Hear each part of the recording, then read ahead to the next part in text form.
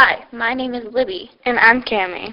And this is the Voice of the Spartan, broadcasting from Dodd Middle School. Today, March 14th, we will be talking about the American Ballet Theater and chatting with Carlos Lopez, who's the studio company ballet master at the American Ballet Theater. As young dancers, we are both very interested in the company and how it functions. We are not the only ones that are interested in the theater, as many other dancers from around the world aspire to attend the American Ballet Theater to improve their skills and become great dancers. Since its founding in 1940, the American Ballet Theater is recognized as one of the greatest dance companies in the world. In its curriculum, they practice classical ballet, variations, acting, Pilates, partnering, and a lot more. Currently, ABT is under the direction of Artistic Director Kevin McKenzie, and all the staff at ABT are very committed to their work. One of those people that is very committed to his work is Carlos Lopez, who's the Artistic Director at ABT Studio Company. Carlos started off his training at the Victor Ulate Ballet School in Madrid, before moving to New York where he perfected his training. Later, he went back and performed as a principal dancer at the Victor Ulate Ballet School from 1996 to 2011. Also in 1996, he won the silver medal at the Paris International Ballet Competition. He then went on tour with the company in Argentina, Belgium, Cuba, England, Germany, Holland, Italy, and the United States.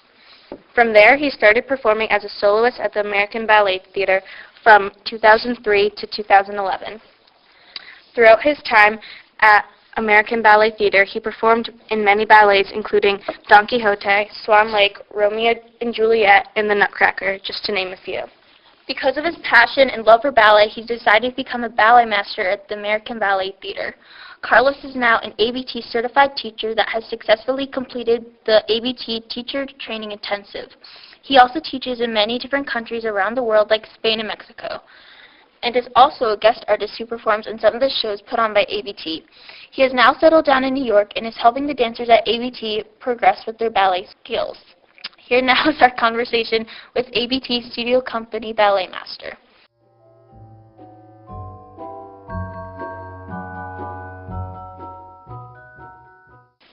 So to start off, at what age did you start dancing? I started dancing when I was 11 years old. What led up to you becoming a professional dancer? Well, it was a process. Starting in a school, in a ballet school, like, the ones that you have in Connecticut. Yes. And I took 4 years in this school. It was called Ballet Victoriate. And then after that, it was kind of like a line that I wanted to follow, seeing all the dancers on the stage and all the professional dancers. So it was just following that line and the passion that I felt when I was dancing. I was very happy when I was listening to the music and moving in, and so yeah, it was pretty much that.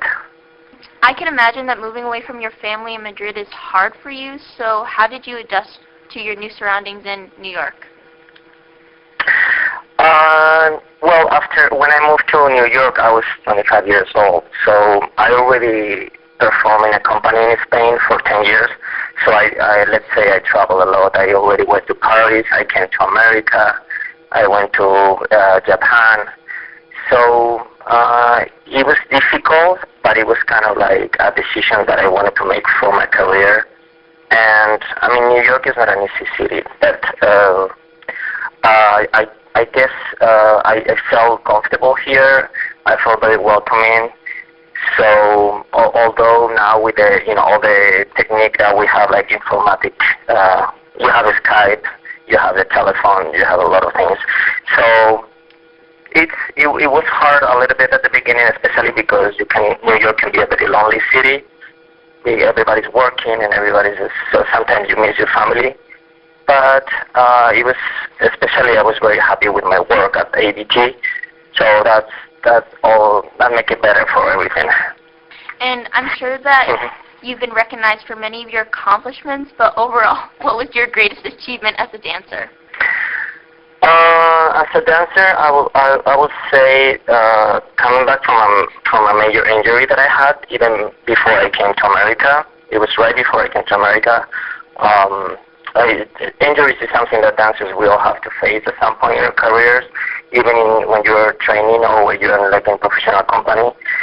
So I had like an ACL surgery, and in a process that I'm very thankful for, because I'm still dancing, so I didn't want to like quit my dance career right away and to start doing ballet master. So I'm still dancing and doing that, and that's how it went. At work, what do you do on a daily basis? At work, well, I usually wake up like around 8 a.m. and I teach men's technique class from 10 to 12. Then sometimes of the week I teach Ballet Day, 12 to 1.